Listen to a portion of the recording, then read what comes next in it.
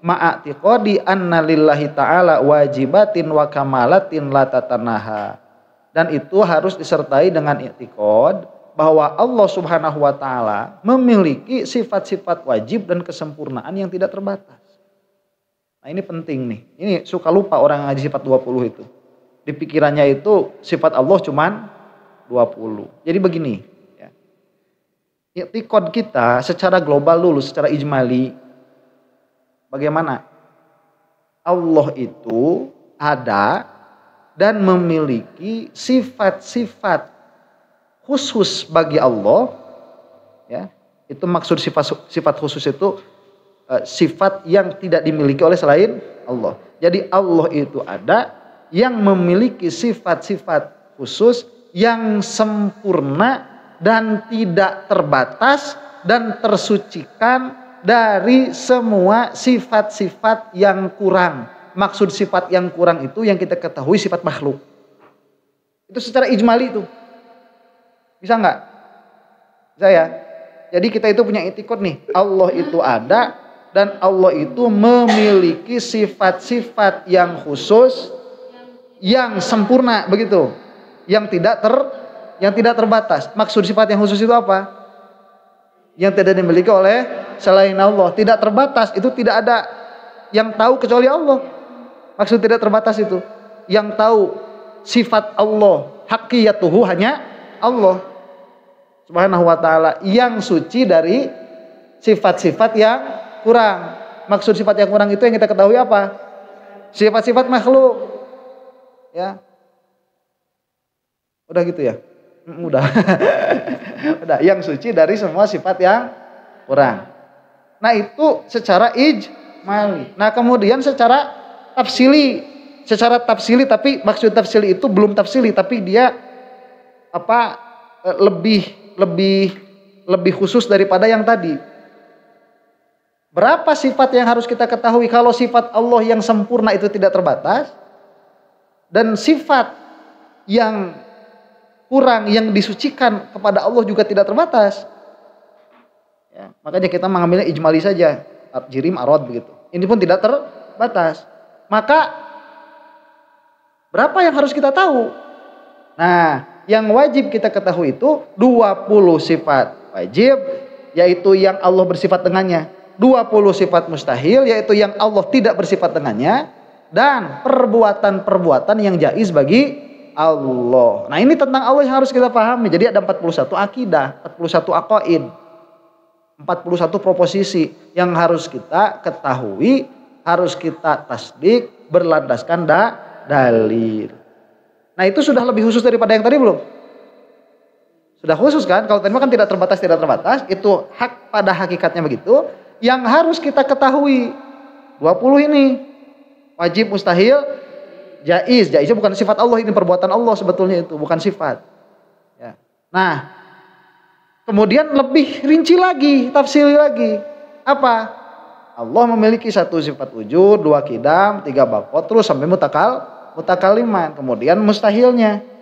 Ya. Apa? Adam, hadis, fana, terus sampai kaunuhu asom. Ya. Nah, ini nanti kalau lebih rinci lagi, bisa lebih rinci lagi nih. Wujud itu dia ainul mawujud. Qidam, baqo, mukhalafatul hawadis, qiyamu bi nafsihi wa daniyat qudro qidam, baqo, mukhalafatul hawadisi, qiyamu bi nafsihi wa daniyat. Ini sifat salbiyah. Qudroh, iradah, ilmu, hayat, sama, basur, kalam. Itu sifat ma'ani. Qadiran, muridan, aliman, hayyan, samian, basiran, mutakaliman. Itu sifat ma'nawiyah. Nah, itu lebih rinci lagi. Nanti ini bisa lebih rinci lagi sampai tahu khilaf-khilafnya.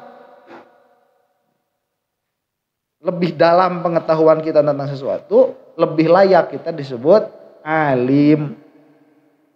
Tapi kalau di sini nggak usah sedalam itu. Ini cukup di wilayah yang tadi secara tafsili dari dalil, selesai, itu kewajibannya. Kalau sudah ke bawah-bawahnya itu nanti fardunya fardu kifayah. Paham? Makanya disebutkan harus meyakini sifat yang 20 ini, tapi awas, harus disertai dengan i'tiqad. I'tiqad apa? Bahwa Allah itu bersifat dengan sifat-sifat yang sempurna yang tidak terbatas. Maksud sifat yang sempurna itu sifat yang khusus hanya bagi Allah. Bukan sifat sempurna itu apa yang kita yakini sebagai kesempurnaan bagi selain Allah. Jadi ada begini nih. Ada orang, ya saya nggak nyebut ulama lah. Ada orang, dia itu punya i'tiqad Allah itu sempurna. Jelas pasti kan semua orang mukmin pasti punya i'tiqad Allah sempurna. Sehingga tatkala ditanya apakah Allah punya tangan atau tidak, dia menjawab punya. Kenapa? Karena kalau tidak punya tangan nggak sempurna. Ya. Nah itu kan kata kita begini, itu qiyasul ghaib ala syahid. Itu mengkiaskan perkara yang ghaib kepada perkara yang syahid. Lah kamu itu kok menisbahkan kesempurnaan yang kita gapai sebagai manusia kepada Allah. Yang enggak semua kesempurnaan itu begitu. Ya.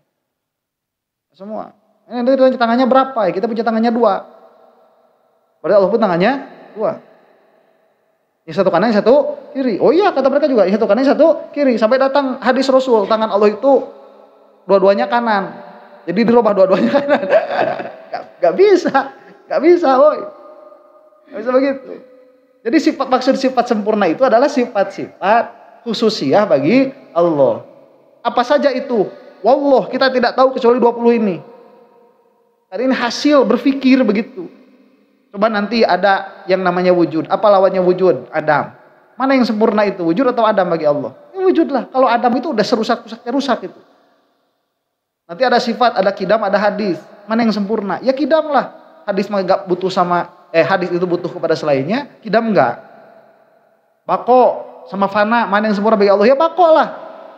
Kalau fana itu kan akan tiada, kalau bako tidak akan tiada. Terus begitu. Sampai nanti ada pertanyaan.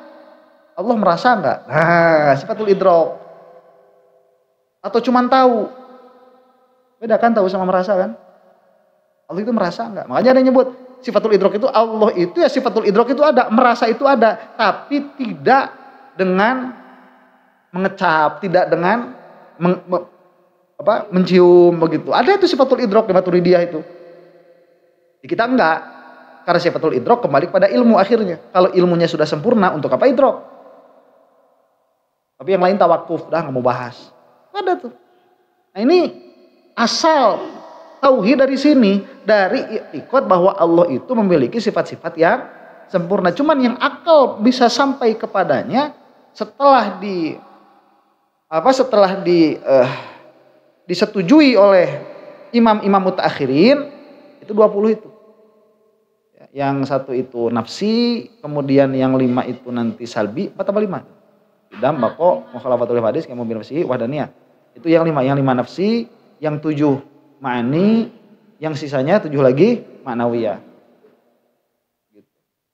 Alal khilaf dulunya itu berantem dulu. Kidam itu tadinya ada yang mengatakan kidam itu sifat ma'ani. Tadinya itu. Halo? Paham?